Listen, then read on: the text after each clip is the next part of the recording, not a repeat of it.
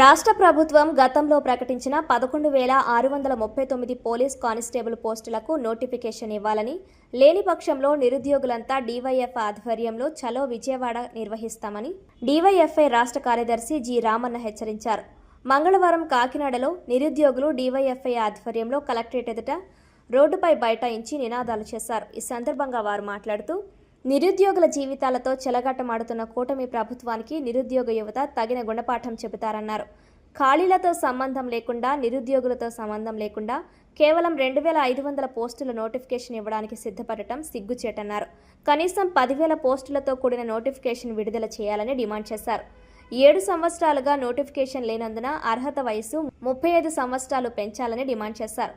ప్రస్తుత ప్రభుత్వం గతంలో 19,999 ఖాళీలు ఉన్నాయని అసెంబ్లీలో హోంశాఖ మంత్రి అనిత ప్రకటించడం జరిగిందని, కానీ 11,639 పోస్టులకు ఆర్థిక శాఖ అనుమతిని బోర్డు కోరడం జరిగిందని, ప్రస్తుతం కూటమి ప్రభుత్వం ప్రకటించిన జాబ్ క్యాలెండర్లో జాబ్ లేవన్నారు.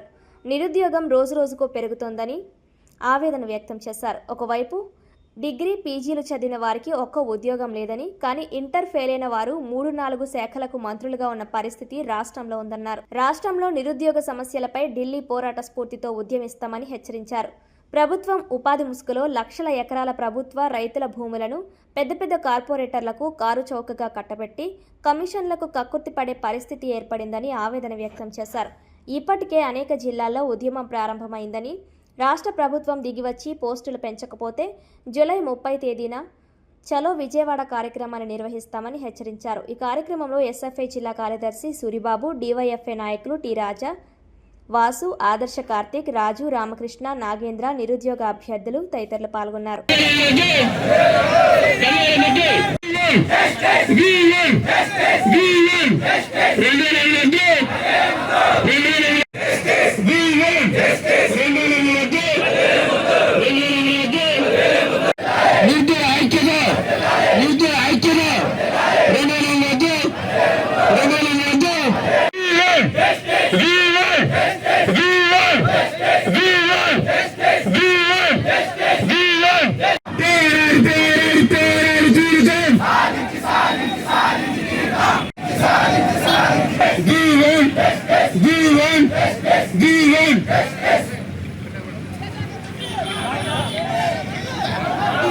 రాష్ట్ర హోంమంత్రి అయిన అనిత గారే అఫీషియల్ గా ప్రకటించడం జరిగింది.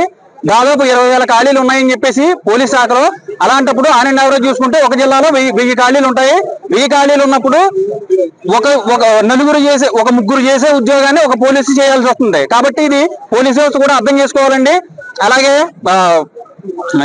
ఈ యొక్క ఖాళీలు ఏవైతే ఉన్నాయో దానిలో 2,500 పూర్తి చేసి దాన్ని ఏం చేద్దామని మాకు అర్థం కావట్లేదు. అయితే ఈ విషయంలో 1వ తరగతి పిల్లల దగ్గర నుంచి వాళ్ళకి తల్లికి వందనం అని, తర్వాత ఇంటర్ పిల్లలకి, డిగ్రీ పిల్లలకి అందరికీ కూడా విద్యార్థి దశలో ఉన్నప్పుడు చాలా ప్రోత్సాహం చేసి వాళ్ళని ఒక గ్రాడ్యుయేట్లుగా తయారు చేస్తున్నారు. గ్రాడ్యుయేట్లుగా తయారైన విద్యార్థులంతా ఏం చేయాలి, ఇలాగ వచ్చి ధర్నాలు చేసుకోవాలా? అయితే గ్రాడ్యుయేషన్ అయిన తర్వాత ఎంప్లాయ్మెంట్ క్రియేషన్ లో మా ఆంధ్రప్రదేశ్ వెనకబడే ఉందని నేను అనుకుంటున్నాను. కన్ఫర్మ్ గా వెనకబడే ఉంది. ఎందుకంటే 20,000 ఖాళీలు ఉన్నప్పుడు అందులో ఒక 10% మాత్రమే ఒక 2,500 పోస్టులు తీయడం అన్నది ఎవరికి సరిపోతాయని మేము అనుకుంటున్నాం. ఒక సంవత్సరంలో అనేక వేల మంది గ్రాడ్యుయేట్లు తయారై బయటకు వస్తున్నారు. అనేక వందల ఇన్స్టిట్యూట్లలో అనేక లక్షల మంది ఇప్పుడు ఫర్ ఎగ్జాంపుల్ ఈ నోటిఫికేషన్ లోనే మీరు రేపు అప్లికేషన్ చూసుకున్నట్లయితే ఈ 2,500 పోస్టులకే ఖచ్చితంగా 8 లక్షల పైన అప్లికేషన్లు వస్తాయి. Constable only. ఎస్ఐ అప్లికేషన్ లో డిగ్రీ గ్రాడ్యుయేట్లు 5-6 లక్షల పైనగా అప్లికేషన్లు వస్తాయి.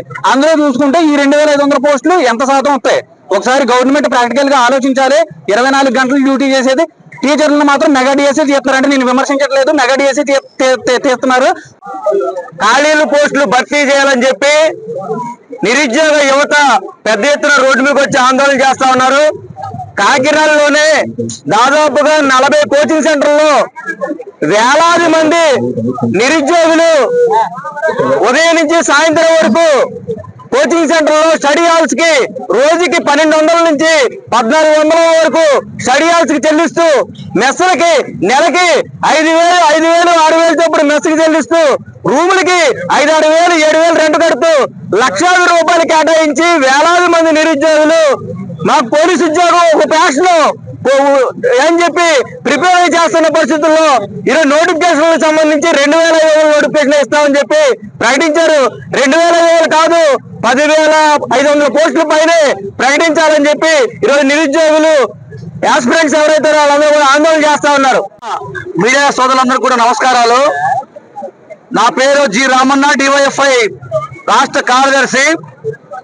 గత కొన్ని రోజుల నుండి ఆంధ్ర రాష్ట్ర వ్యాప్తంగా అనేక జిల్లాల్లో ముఖ్యంగా పోలీస్ కానిస్టేబుల్ నిరుద్యోగులు గతంలో ప్రభుత్వం హామీ ఇచ్చింది.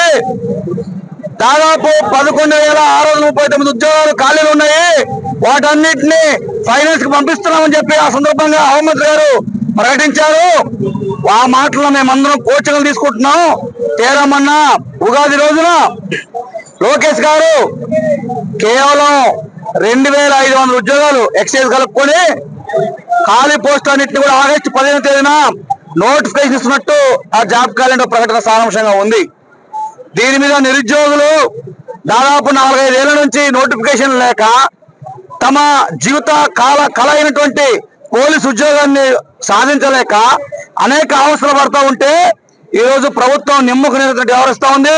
నిన్న పొద్దున్న నుంచి సాయంత్రం దాకా కర్నూలు కలెక్టరేట్ ముందు గేట్ల ముందే నిరసన కార్యక్రమం చేశారు. చివరిగా కలెక్టర్ గారు వచ్చి రిప్రజెంట్ తీసుకోవాల్సి వచ్చింది. ఇది ఇంతటితోనే ఆగదు. రేపు 30వ తేదీన విజయవాడ ధర్నా చౌక్ చేరుకుంటాం.